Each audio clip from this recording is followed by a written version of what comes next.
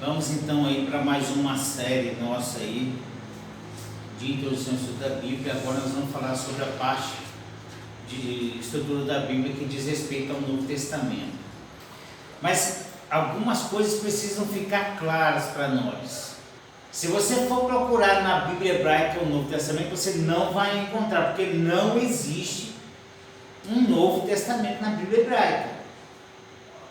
Por que não existe um Novo Testamento na Bíblia hebraica?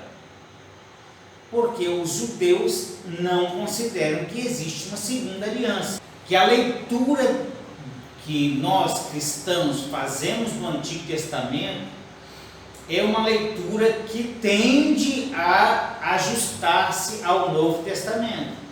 Porque nós cristãos temos como marco divisor o quê?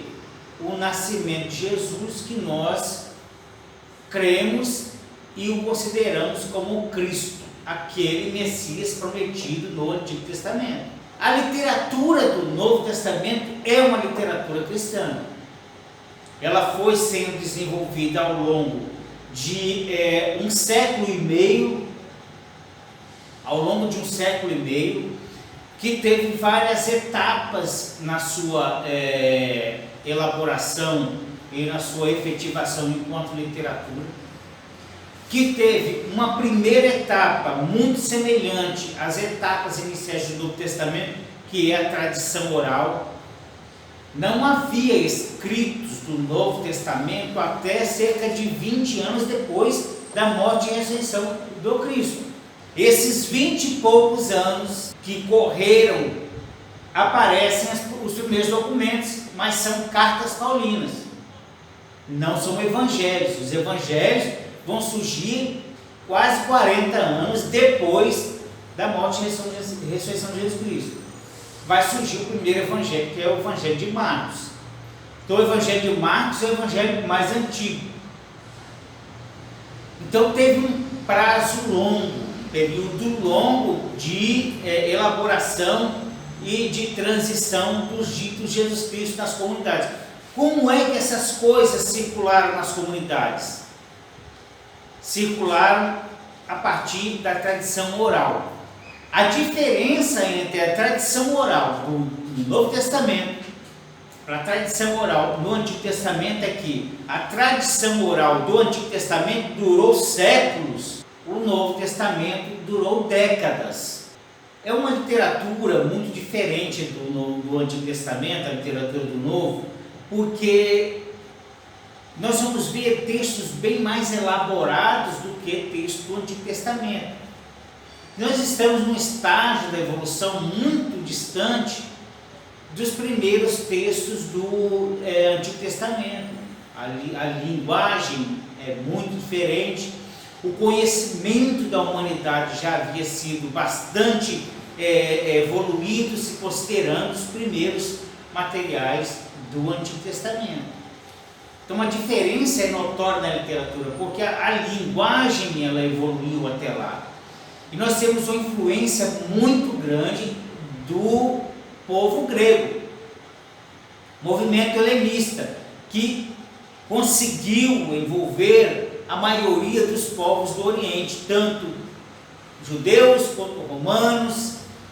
Então o conhecimento grego não acabou com a queda do Império Grego. Pelo contrário, ela se juntou ao conhecimento romano, e quando chegou na época de Jesus Cristo, o primeiro século da era cristã, o conhecimento estava bastante evoluído, a literatura estava bastante evoluída. Então nós vamos ver uma literatura bem diferente daquela literatura que nós temos no Antigo Testamento, textos muito mais elaborados. O próprio grego sofre várias alterações até chegar ao grego koiné, por exemplo. O grego koiné não é um grego clássico, é um grego popular, que é a língua usada para materializar o material literário do Novo Testamento. Esse grego era um grego comum, usado no comércio, nas vilas, Não era o grego clássico, por quê? O grego clássico é o grego da literatura, da filosofia e dos documentos literários da Grécia, muito forte no século IV e século III a.C. Muito forte, mas não no único período, que desde o século VIII já havia um grego bem elaborado, o grego ático, né? Nós temos um grego arcaico, depois o grego ático, que a maioria dos textos de filosofia foram escritos nele. Então, o grego ático permaneceu no mundo clássico grego, mas na linguagem popular, no mundo do comércio, nas pequenas vilas onde se falava o grego koiné, que era o grego usado pelas comunidades na era de Jesus Cristo, principalmente para o comércio. Nós temos a influência do grego ático no Novo Testamento, temos, principalmente na obra de Lucas, no Evangelho de Lucas. Essa influência fez do texto de Lucas um evangelho diferente do ponto de vista da linguagem. Teve um levante do grego ático, nós chamamos de movimento aticista, que é um retorno do grego ático, uma tentativa de retomada do grego ático. Quando vocês pegarem o texto de exegese da matéria, nós temos lá um capítulo falando só sobre os idiomas da Bíblia, que vai falando detalhe por detalhe como que a língua vai evoluindo, da mesma forma que acontece com o hebraico. Nós temos um hebraico de pelo menos 3 fases: um hebraico arcaico, um hebraico mais elaborado, um hebraico perto do exílio, um hebraico exílico.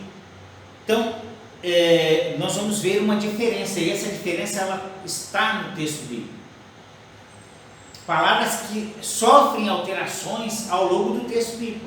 Por que é importante saber isso? Porque o significado dessas palavras, quando elas transitam de uma evolução da língua para outra, elas vão ter significados também diferentes, o sentido também será diferente. Então é importante, nós temos isso nos textos. E nós temos também gente que trabalha isso, que apresenta essas diferenças ao longo do texto bíblico. A linguagem usada pelas comunidades nas primeiras décadas, né, durante o ministério do Cristo, naquele primeiro momento ali, não é o grego, a linguagem é o aramaico, é a linguagem que os judeus falavam. Os textos é que são em grego.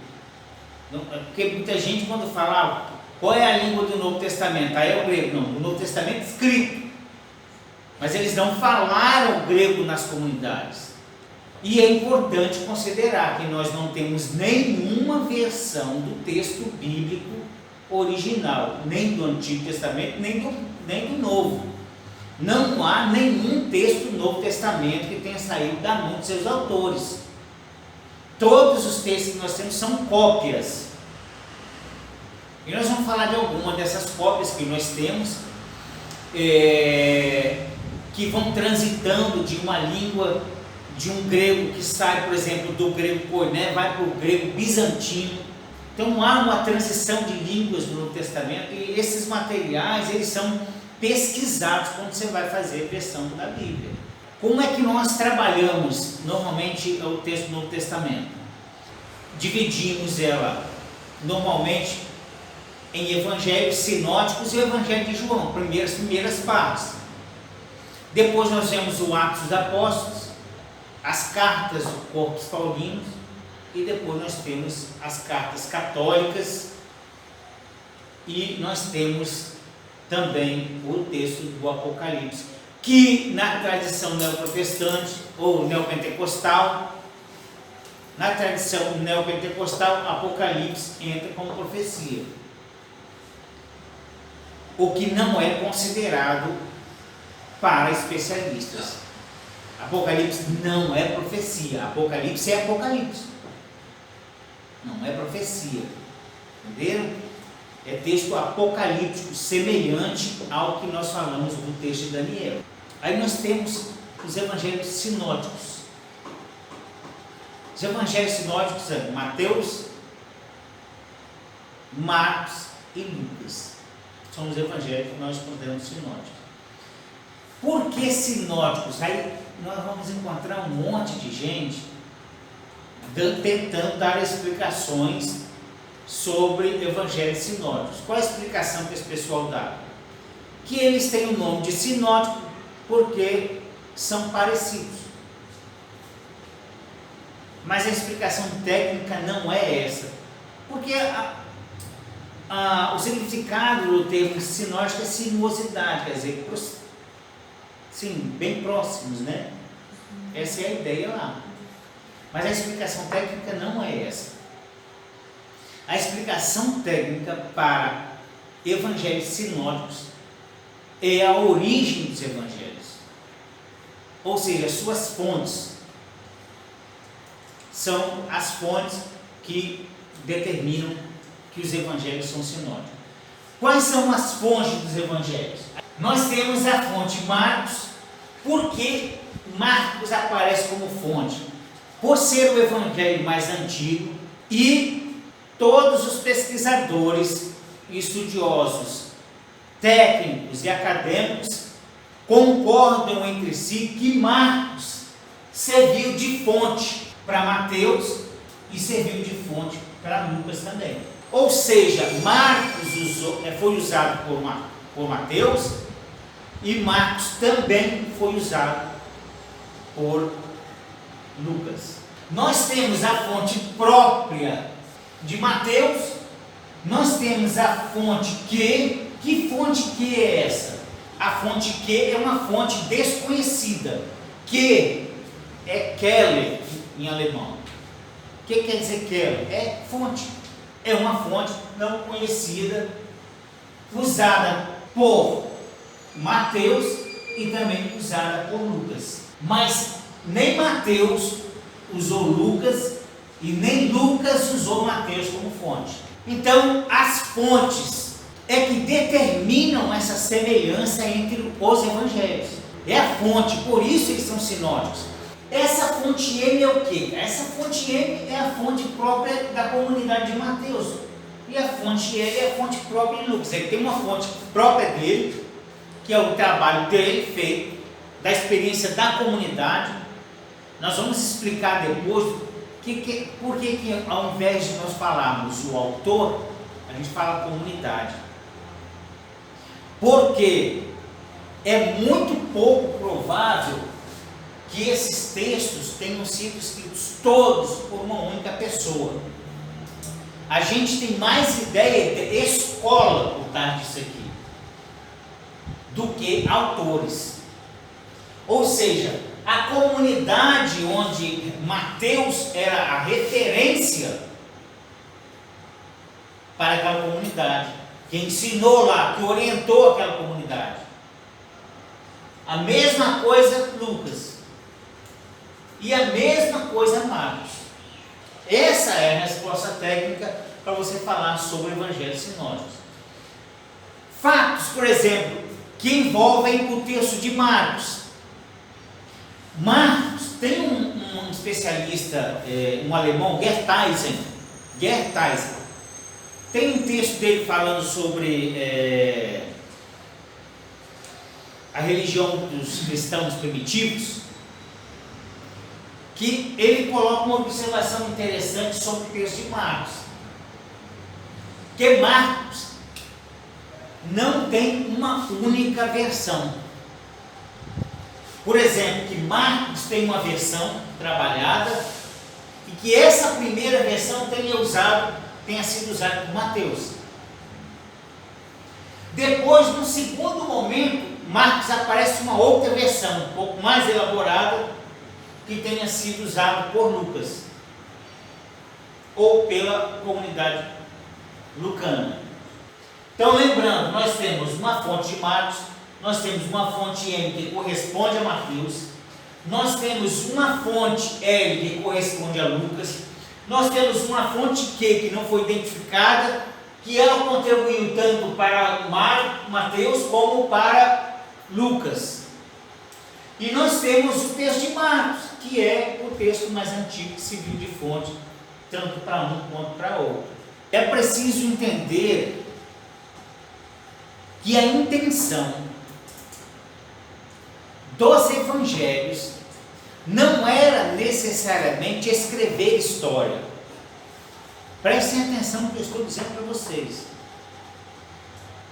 Apesar de muita gente considerar evangelhos biografia, a intenção não é escrever história. A intenção é produzir uma interpretação dos fatos e produzir uma mensagem. O nome evangelho em si é boa nova. Nós temos logo lá no primeiro capítulo de Marcos, Arquetu Evangelion, princípio do evangelho, ou seja, das boas novas. De fato, Angelion é mensagem ou boas novas. A mensagem, né? Angelion é boas novas. Então isso precisa ficar claro para nós. O próprio nome em si é boas novas. É mensagem, não é necessariamente história. A proposição dos evangelhos é mais teológica do que biográfica. E aí a gente precisa entender que nós estamos lidando com interpretações dos fatos. Quando o narrador aparece falando sobre os fatos, apresentando os eventos, ele apresenta com intenções teológicas e direcionadas a um grupo específico. É importante saber o direcionamento dos evangelhos, porque para quem eu escrevo, há por trás uma compreensão particular para aquele grupo.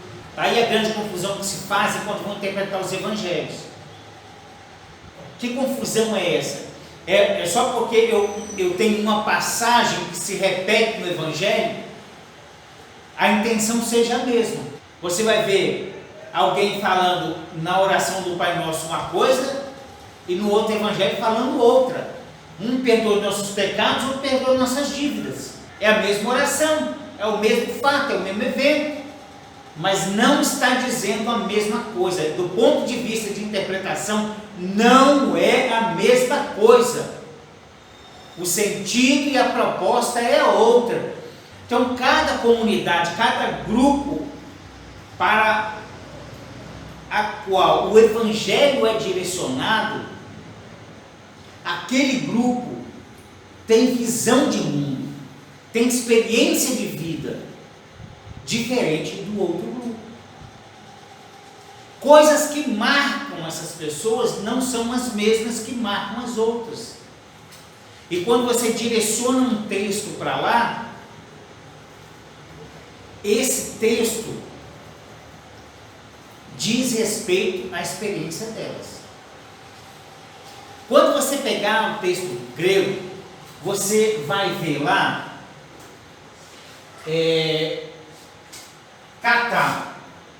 Katamarkon, Katamataion. O que é kata? No texto grego está lá. Na nossa tradução, se você pega o texto lá, está lá, Evangelho de Mateus ou segundo Mateus. Evangelho segundo Lucas, Evangelho segundo Marcos. E aí vai. Não é isso que está lá? Esse kata aqui é segundo. No texto grego não tem evangelho. Só está lá. Segundo Mateus. Segundo Marcos. Ou em conformidade com Marcos. É importante esse kata, marcon, segundo o que Marcos viu e entendeu dos fatos que envolveram Jesus. Esse termo ele não é colocado ali só para enfeite, gente. É uma interpretação dos fatos. Às vezes nós falamos que Jesus Cristo não deixou nada escrito, aquelas falas não necessariamente são as falas de Jesus Cristo. É alguém que disse que Jesus disse. Porque não há textos das mãos de Jesus Cristo. Nenhum. O que nós temos são testemunhos e interpretações dos testemunhos. Segundo uma tradição que começa com a oralidade começa com a oralidade, que são os que eles chamam dos ditos de Jesus Cristo, que transita em oralidade até chegar nas comunidades que vão transformar isso em textos, em evangelhos, como nós temos hoje nas mãos aí. A gente precisa amarrar isso de uma forma assim bem clara. Deve ser levado em consideração, além desse comportamento da comunidade para a qual esse texto é dirigido. É o período em que esse texto foi escrito, porque eles são escritos, os evangelhos, quase 40 anos depois do evento do Jesus Cristo, quase 40 anos depois, um período que evolui não só em termos de literatura, mas em termos de compreensão da própria pessoa de Jesus Cristo. Se você vê alguns textos dos evangelhos, logo principalmente Mateus, ou Marcos principalmente, que é o evangelho mais antigo, uma certa restrição e uma certa dificuldade em colocar Jesus Cristo na figura de Filho de Deus e de Deus. Por ser um evangelho mais antigo, ele ainda está enfrentando aquele problema do judaísmo, de ignorar que é possível haver mais de um Deus que acompanha o único Deus que eles conheceram durante toda a história deles. Você não vê um Filho de Deus no Antigo Testamento. Só nos evangelhos vocês vão ver uma alusão ao Messias, mas um filho que participa da corte divina, você não vê lá. E o que as comunidades têm, gente? Eles ficaram quase 40 anos tendo única e exclusivamente só o texto do Antigo Testamento. Então os primeiros momentos, aquela dificuldade, aquele peso de colocar Jesus Cristo como Deus, vocês não vão encontrar no Evangelho de João, que já é um evangelho bem mais moderno, se comparado aos sinóticos, que João já chega no princípio, o verbo era e estava lá com Deus, porque a consciência das comunidades em relação a Jesus Cristo e a construção da ideia de uma trindade, vamos dizer, já está embrionada. Não dá para interpretar o Evangelho, não dá para trabalhar no Novo Testamento ignorando todas essas evoluções. Nós temos um grande problema no processo de tradução do texto da Bíblia, de interpretação, uma confusão nessa ideia de data. Por que a gente faz questão de falar sobre a redação do texto e a data? Porque há diferença entre um momento da história e outro. Eu não posso interpretar um texto fora do seu momento histórico. Nós chamamos esse erro de anacronismo. O que é um anacronismo? É você atribuir a um texto escrito em um momento da história coisas de outros momentos da história, mais à frente ou mais atrás dele. Eu interpreto o texto do Antigo Testamento como se ele fosse do Novo. Ou interpreto coisas do Novo Testamento baseados em fatos históricos do Antigo Testamento, mesmo eles não se referindo à lei.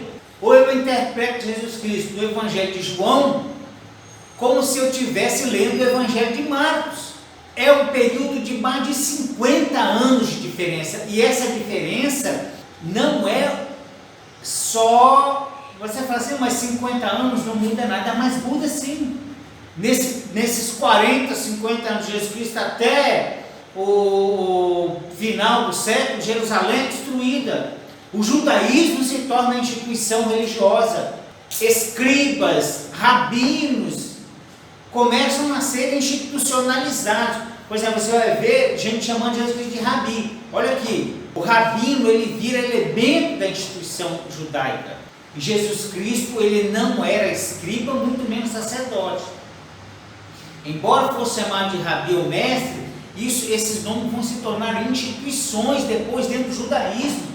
Mas Jesus Cristo não era uma figura da instituição judaísta. Entenderam? Como é que essa evolução histórica pode interferir no conhecimento ou na interpretação do texto? Vou fazer aquele exercício que a gente faz sempre. Então, vou pegar aquele quadro. Então, nós vamos aí para o primeiro evangelho. Apesar do primeiro evangelho que está na ordem da Bíblia ser Mateus, Mateus não é o evangelho mais antigo. A ordem possivelmente está relacionada com o volume, entenderam? Não, Mateus não é o evangelho mais antigo.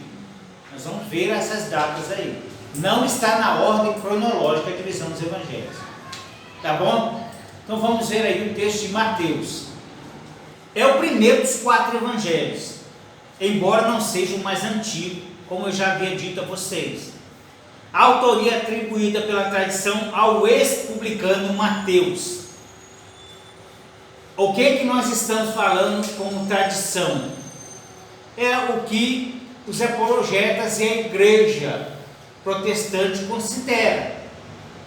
Não necessariamente tenha sido ele o autor do evangelho.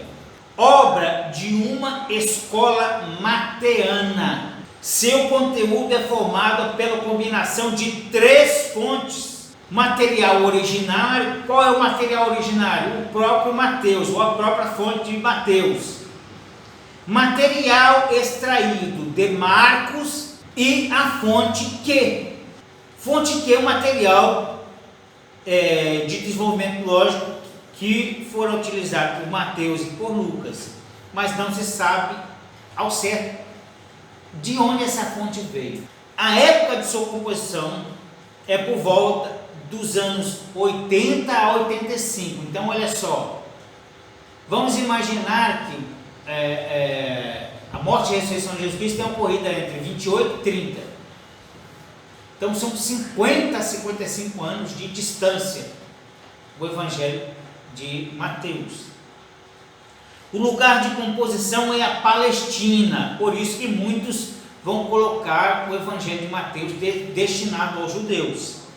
Também há uma hipótese que tenha sido em Antioquia, mas é uma hipótese. A língua originária é o grego, do texto é o grego. Esse evangelho é dirigido a uma comunidade judaico-cristã, servindo-se também de metodologias rabínicas e de abundantes citações do Antigo Testamento. E ela apresenta Jesus, sobretudo, como um mestre com competência, tipo um legislador, um juiz. Dentre as possíveis divisões dos 28 capítulos de todo o Evangelho, pode-se, a princípio, separá-lo em 5 livros, precedido por um prólogo sobre o nascimento e infância de Jesus, capítulo 1 ao capítulo 2, e por fim seguidos também pelas narrações da paixão e ressurreição, que vão até o capítulo 28. Os livros se compõem, cada um deles, por uma seção narrativa e por um discurso. Nós temos aí, na primeira etapa, primeiro livro, o anúncio do reino com o sermão da montanha, capítulo 3 até o capítulo 7. Nós temos aí o segundo livro, que é o Ministério na Galileia, que vai do capítulo 8 até o 11, com o discurso missionário. Depois, o terceiro livro, com controvérsias e parábolas, com o discurso das parábolas do reino. Um quarto livro, com a formação dos discípulos, do capítulo 13, dos versículos 53, com o discurso eclesiástico. E um quinto livro, que envolve a região de Judéia e Jerusalém, com o discurso escatológico. Então ele fecha aí com uma morte, a paixão, a ressurreição de Cristo, capítulo 28. A mensagem do Evangelho de Mateus é o reino de Deus. Sempre a vocação dos discípulos em torno disso, a mensagem de Jesus Cristo em torno disso. O reino é aquela coisa que está seguramente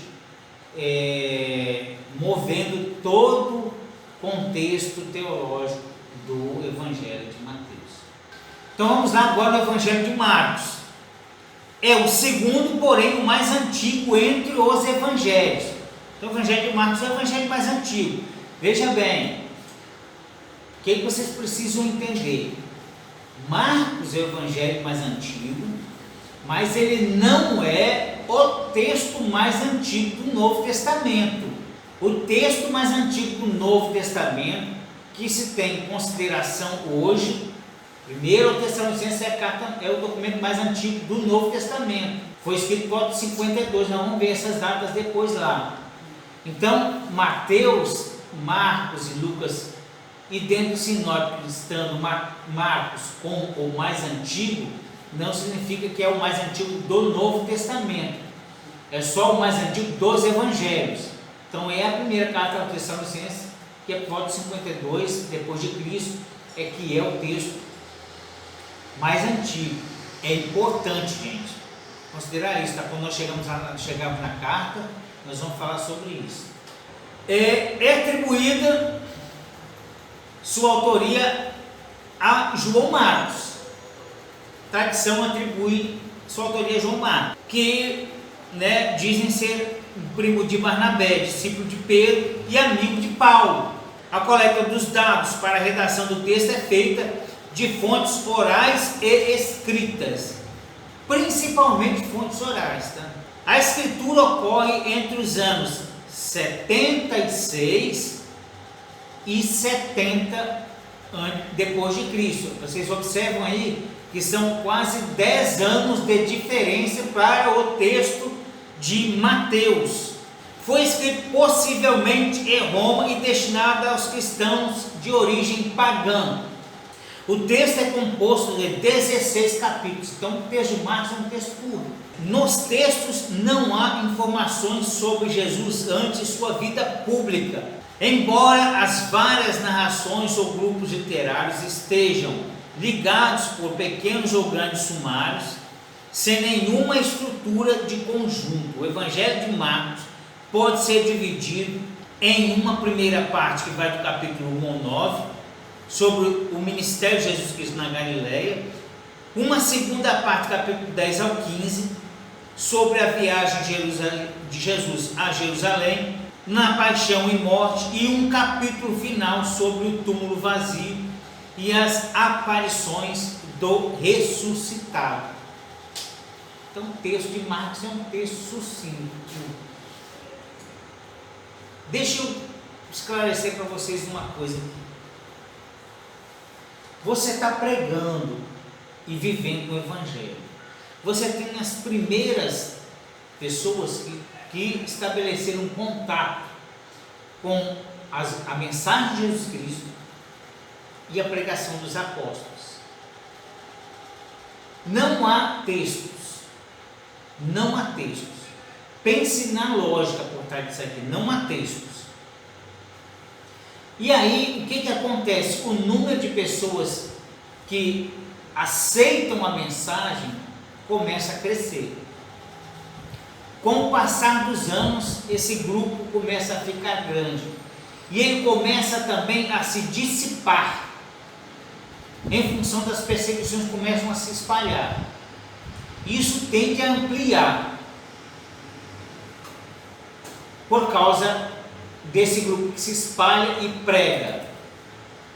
Não há textos, entendam, só há testemunhos e pregações. A tendência é essa comunidade, ou esse grupo, perceber a necessidade de colocar por escrito essa mensagem e os testemunhos dos discípulos e dos apóstolos. E aí começa-se a fazer pequenos textos, ou pequenos testemunhos, pequenos fragmentos de mensagens, e depois isso vai ser juntado e sincronizado com outros pequenos fragmentos, e isso vai virar o que nós temos como Evangelho. É muito semelhante ao que ocorre nos textos do Antigo Testamento, só que em tempo mais curto. Isso acontece com os textos do Novo Testamento. Essa difusão da mensagem, ela acontece em grupos. Pare para imaginar, uma questão de lógica. Você tem um grupo e tem aquela pessoa que ensina na comunidade. Ela transforma esse ensino em uma lição. Por exemplo, em uma lição. E depois um outro que ensina na mesma comunidade transforma isso em lição. E aí esse pequeno fragmento de lição vai virar depois texto, vai virar fragmento de evangelho. E aí o que acontece? Surgem os primeiros evangelhos, ou o primeiro evangelho mais antigo. Então isso desperta nas outras comunidades o interesse em também transformar sua experiência em texto, para postergar, ou seja, para deixar para as outras pessoas que serão incluídas na comunidade no futuro uma herança do testemunho deles. O que acontece com o texto de Lucas? Vocês lembram logo lá no primeiro capítulo de Lucas, os primeiros versículos, ele vai dizer com clareza lá: olha, muita gente pegou e tentou escrever. Então eu fiz o que? Juntei esses testemunhos e fui atrás de mais informações para escrever para você, Teófilo, sobre todas as coisas que aconteceram e estão acontecendo entre nós. Está lá no texto de Lucas isso. Então está claro como é que funcionou a produção e escrita dos evangelhos. O próprio Lucas deixa isso claro. E eu acho interessante, nós vamos chegar lá em Lucas, porque imagina que nós estamos falando de um texto da segunda metade do primeiro século da era cristã. E se você for pegar o que nós conhecemos como método científico histórico, o que um método científico histórico faz? Recolhe documentos e testemunhos. O texto de Lucas, nessa primeira parte do Evangelho, está mostrando que ele usou técnica e método para escrever o texto dele, que hoje se faz com material acadêmico de produção de livros históricos. E Lucas não tinha consciência de que ele estava criando, ou que era a intenção dele criar um método, nem ele cria um método, mas ele mostra como é que ele fez. E o que ele fez é o que se faz hoje para escrever um livro de história. Nós temos muitos problemas com relação à historicidade de Jesus, da igreja primitiva, das comunidades. A crítica é muito severa com relação a isso. Mas eu vejo no Evangelho de Lucas uma resposta interessante, talvez não a melhor, talvez não a única, mas uma resposta interessante, porque se coloca lá. Pode ser que esse texto tenha sido colocado depois, pode até ser, mas não foi depois do século III. E o método histórico-científico, ele é muito posterior a isso. Então eu acho uma parcela do texto importante para a gente levar em consideração. Essa parte de Lucas. O texto de Lucas é um texto muito bem elaborado, é um texto grego muito bem elaborado, porque tem uma fusão de um grego koiné com um grego ático no texto de Lucas. E o Lucas, ou sua comunidade, foi muito bem instruída, porque Lucas, a gente tem informação de que ele era muito bem instruído. E falando logo após o evangelho dele, nós vamos ver isso aí. Então vamos lá, o texto de Lucas é o terceiro dos 4 evangelhos, concebido pelo seu autor como a primeira parte de uma obra que compreende também Atos dos Apóstolos. Lucas tinha como profissão a medicina, mas preciso entender uma coisa que eu quero deixar clara aqui. Tem muita gente que pensa que pelo fato de Lucas ser médico, ele era doutor. Lucas não era doutor, não tem essa titulação de doutor lá pelo fato de ser médico. Não, Lucas não era doutor. Doutores naquela época eram considerados doutores da lei. Então Lucas não era doutor. É um erro alguém dizer, vamos ler o evangelho do doutor Lucas primeiro. Não pode-se pensar que tenha saído todo o texto das mãos de Lucas. Depois, Lucas não era doutor. Lucas só era médico. E médico era a profissão de quem? De escravos. Então, é possível que Lucas seja ou tenha sido escravo. Por isso, era médico. O que eles faziam? Colocavam os escravos para estudar medicina, ou para estudar a medicina da época, que era muito robusta, para cuidar da família a qual ele servia. Então não é correto chamar Lucas de doutor, só era médico e era provável que ele tenha sido escravo. O próprio nome Lucas talvez não seja o nome dele, seja um apelido que era dado a escravos, Lucates. Lucates era o termo usado para chamar alguns escravos, ou tipo de escravo, entendeu? Como são os pedagogos. Pedagogos, por exemplo, era um tipo de escravo, que era aqueles escravos que cuidavam das crianças quando elas eram mais novas, entre os gregos, e levavam essas crianças para as escolas, acompanhava eles, aquelas primeiras lições de caminho para a escola. Por isso hoje pedagogia é o curso para professores. A origem está em pedagogo, escravos pedagogos. Então é possível que o termo Lucates esteja relacionado com um tipo de escravo, mas percebe-se que Lucas tinha uma certa liberdade, apesar de ser escravo, podia viajar, ou se ele deixou sua escravidão, ou se ele foi liberto depois de um certo tempo. Possível escravo por dívida, também isso é possível, que fica escravo durante uma certa época, durante um certo período. O texto do Evangelho de Lucas é bem elaborado e de um grego elegante, de depois do ano 70 e dirigido a cristãos de origem pagã, possivelmente gregos. É composto por 27 capítulos e suas fontes são o texto de Marcos e a fonte que além de outras diversas fontes de procedências orais e escritas que é do próprio Lucas, do próprio autor do Evangelho, ou dos autores do Evangelho. O material foi recolhido com cuidado pelo próprio autor e com inserções lucanas, da escola de Lucas.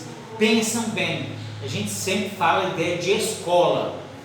O Evangelho de Lucas tem seu começo semelhante ao texto do Evangelho de Mateus, com as narrações da infância de Jesus, do capítulo 1 até o capítulo 2, precedida de um prólogo de formas helênicas.